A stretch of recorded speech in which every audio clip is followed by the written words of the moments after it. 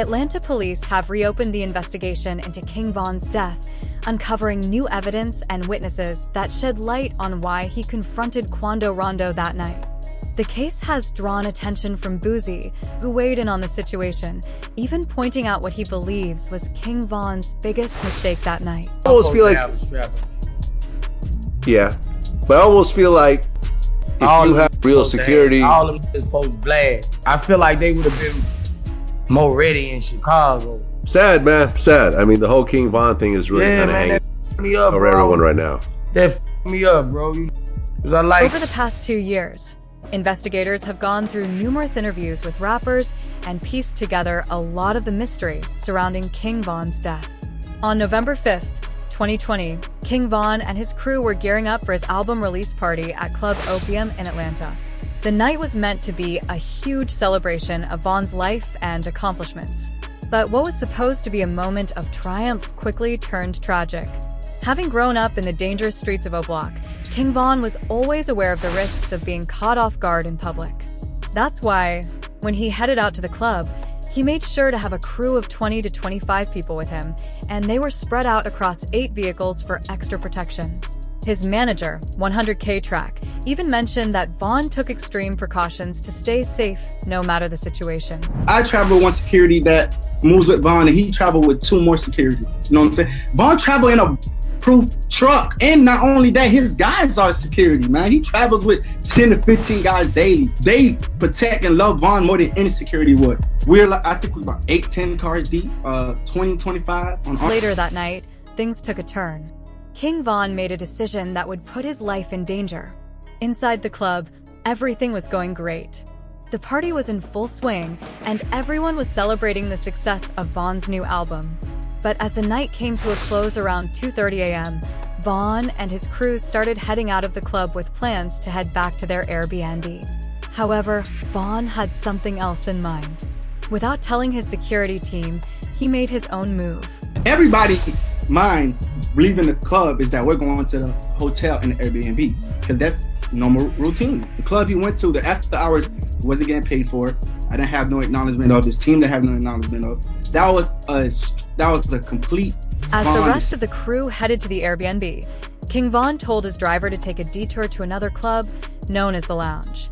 That decision would be one of many that led to his tragic end.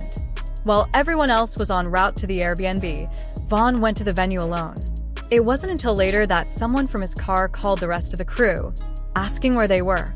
I think it was his DJ who reached out, saying, "Yo, we're here, where are y'all?"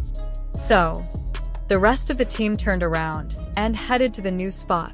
For some reason, the people in Von's truck hadn't updated the team on the change of plans until they had already arrived at Monaco.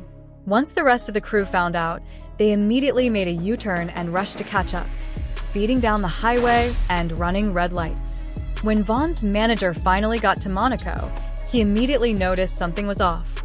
Von, usually the energetic and upbeat guy, was unusually quiet. While the rest of the crew was ready to head inside the new club, Von stayed in his truck for nearly 30 minutes, not saying a word and keeping the door locked. His manager was concerned, knowing this wasn't like him at all.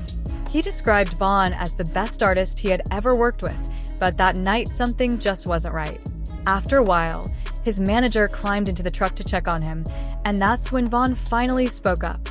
King Von agreed to go into the lounge, but due to the club's rules, he and his crew had to leave all their firearms in their cars.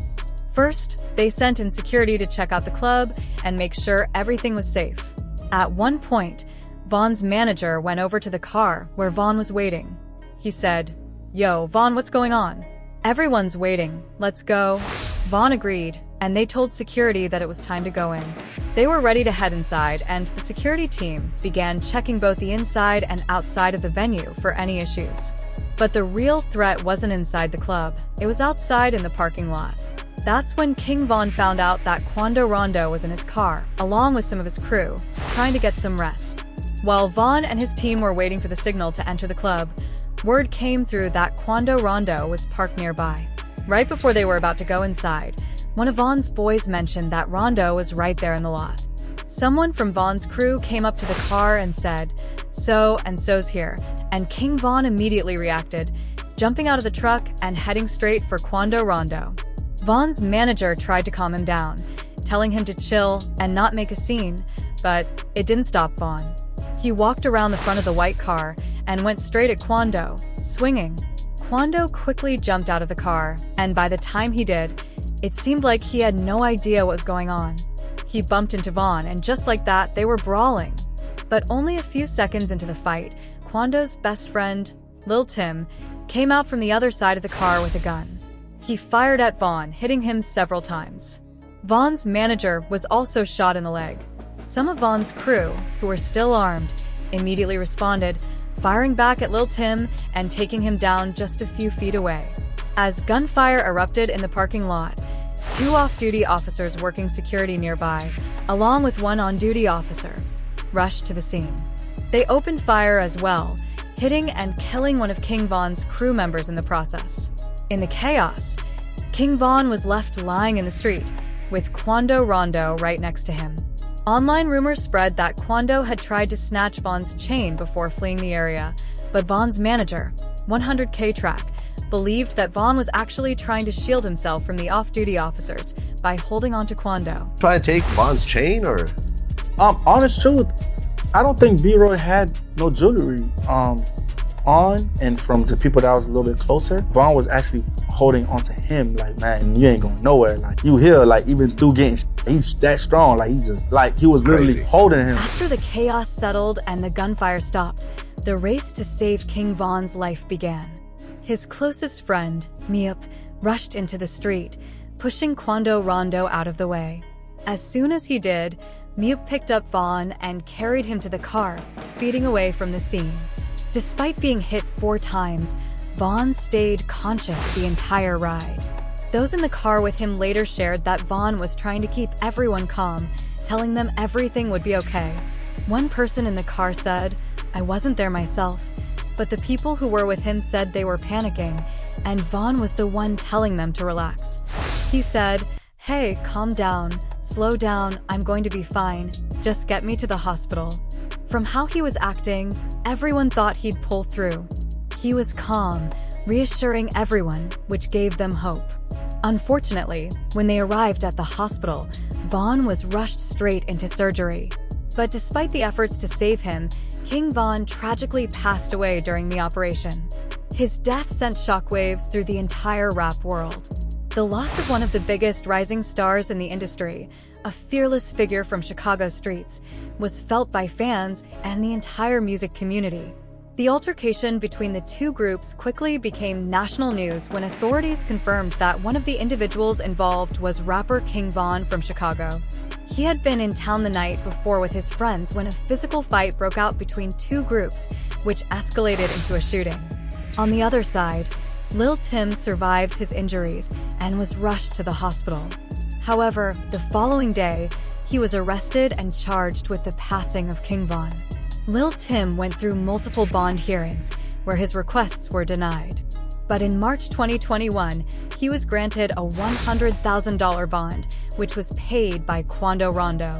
After a while, in August 2023, his attorney confirmed that the charges against Lil Tim had been dropped, with the case being dismissed before an indictment. But things took a darker turn. In 2023, it was revealed that 5 Chicago gang members, allegedly connected to Lil Durk's OTF, Only the Family, crew, were accused of being hired to take out Quando Rondo in Los Angeles as part of a revenge plot for King Von's death. The indictment suggested that flights, rental cars, and other expenses were all paid for using credit cards linked to OTF. For years, fans online had taunted Lil Durk, urging him to avenge King Von's passing, and it seemed that he had finally taken action. They big fan. We just looked at him. Let's go over there. What up, bro? Boss, you good? My boy. Let's go. They got real in here, man, because he just stepped in the money. The official footage became a key piece of evidence in the OTF case, especially when mugshots of 3 out of 5 Chicago suspects involved in the alleged revenge plot against Quando Rondo's friend, L. Pay B, were released. But what really sent chills down people's spines was the physical evidence that seemed to confirm these were indeed OTF members who had carried out the retaliation for King Von. Lil Durk was named as the lead figure behind the operation, a connection further fueled by his lyrics in the song Wonderful Wayne and Jackie Boy. The lyrics went viral, especially during the court proceedings when Durk's line, "Look on the news and see your son screaming no, no," was cited. This line took on a haunting meaning as it matched what was seen in real life. Quando Rondo was at the scene when P.A.B. was killed, and witnesses reported hearing him scream no on the sidewalk. One of the passengers in the car was frantic, clearly shaken by the chaos and violence unfolding before them.